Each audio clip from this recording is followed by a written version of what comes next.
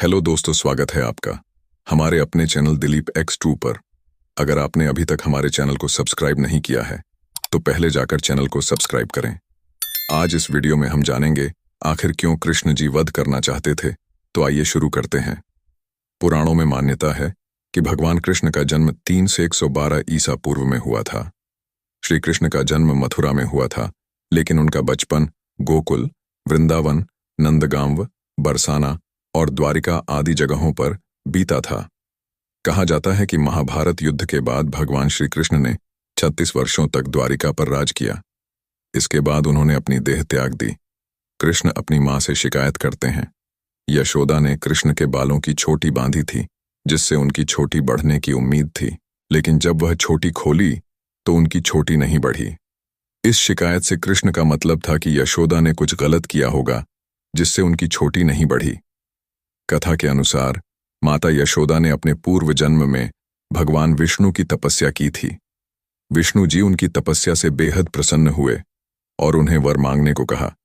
तब मां यशोदा ने कहा कि मेरी तपस्या तभी पूर्ण होगी जब आप मुझे पुत्र के रूप में प्राप्त होंगे।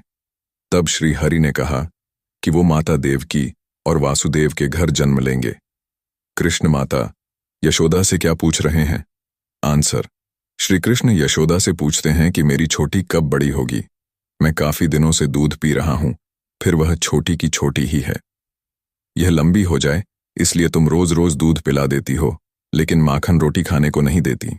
पौराणिक मान्यताओं के अनुसार मां यशोदा पूर्व जन्म मां कौशल्या थी। ऐसा कहा जाता है कि कैकेयी द्वारा भगवान श्री राम को वनवास दिलाने पर जो 14 साल पुत्र का प्यार मां कौशल्या को नहीं मिला था। भगवान श्री कृष्ण ने राजा शूरसेन के पुत्र वसुदेव की पत्नी देवकी के गर्भ से जन्म लिया था और गोकुल के ग्राम प्रमुख नंदराय की पत्नी यशोदा ने उन्हें पाल पोस कर बड़ा किया था।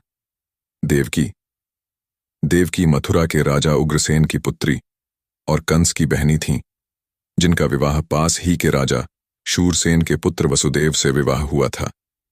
बलराम कृष्ण को यह कहकर चिढ़ाते कि तुम मां यशोदा और नंद के पुत्र नहीं हो, क्योंकि वह गोरे हैं और तुम सांवले हो और तुम्हें मोल के लिया गया है।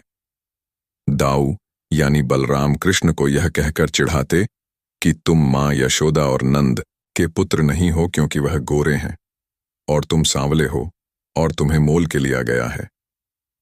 मथुरा के राजा कंस द्वारा भेजी गई पूतना नामक राक्षसी ने जब भगवान श्री कृष्ण को स्तनपान कराया तो भगवान ने पूतना के प्राण खींच लिए।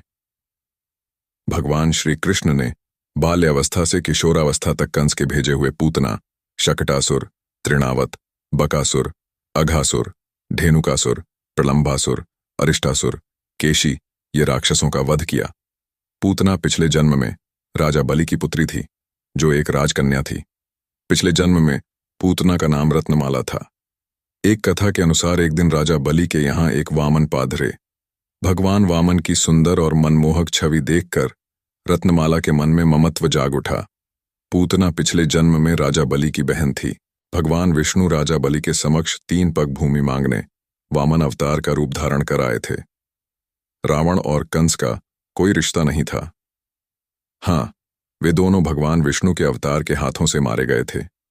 कोई रिश्ता नहीं था सिवाय इसके कि दोनों श्री हरि विष्णु के अवतारों के हाथों मारे गए। पौराणिक कथाओं के अनुसार एक बार कृष्ण वन में लेटे हुए पीपल के पेड़ के नीचे विश्राम कर रहे थे। तभी एक बहेलिये ने गलती से उन्हें हिरण समझकर तीर से वार कर दिया। इसके बाद श्री कृष्ण ने नदी किनारे अपना मानव शरीर त्याग कर दिया और बैकुंठ या गोलोकधाम चले गए। अगर यह वीडियो आपको पसंद आई हो तो लाइक, कमेंट और सब्सक्राइब जरूर करें। मिलते हैं अगले इसी तरह की रहस्यमय वीडियोज में। मैं आपका दोस्त दिलीप सुथार।